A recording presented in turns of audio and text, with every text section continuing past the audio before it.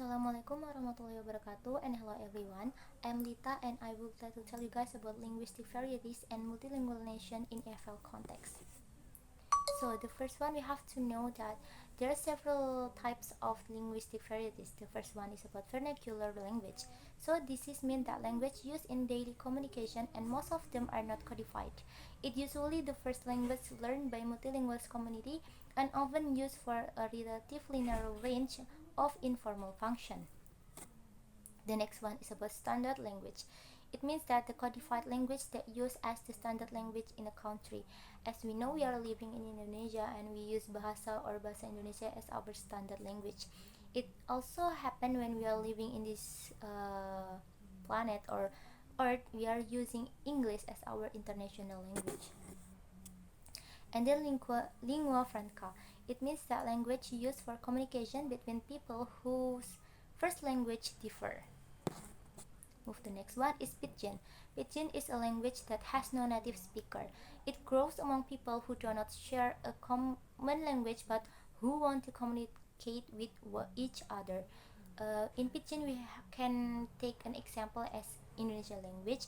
Indonesian language is a adoption from Bahasa Melayu. So from Bahasa Melayu, they're adopting being a Bahasa Indonesia. So Bahasa Indonesia is adoption language from that Bahasa Melayu.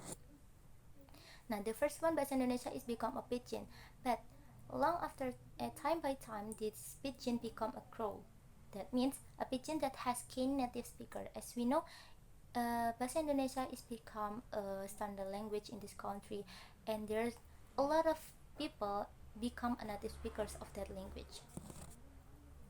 So back to the context, that in EFL context, we know that most people on earth is bilingual and multilinguals. They acquire a number of language because they need them for different purposes in their everyday interaction. As we know, EFL is English as foreign language. From that, we know that when we are learning English as our foreign language, we can learn it for language varieties in. The first one is standard language. We know that English is becoming an international language. So when we want to talk to other people in around all of the world, we have to know English as an international language to communicate one to another. It also happened in lingua franca, which means that when we are Indonesian people as a native speaker in Bahasa or maybe in a rural language, or with me is Javanese, when we are talking to other people, we have to know and we have to have a knowledge about language that becoming a lingua franca to talk to one to another with a first language different between one to another.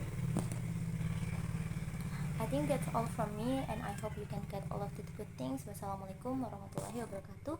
See you next time in another video.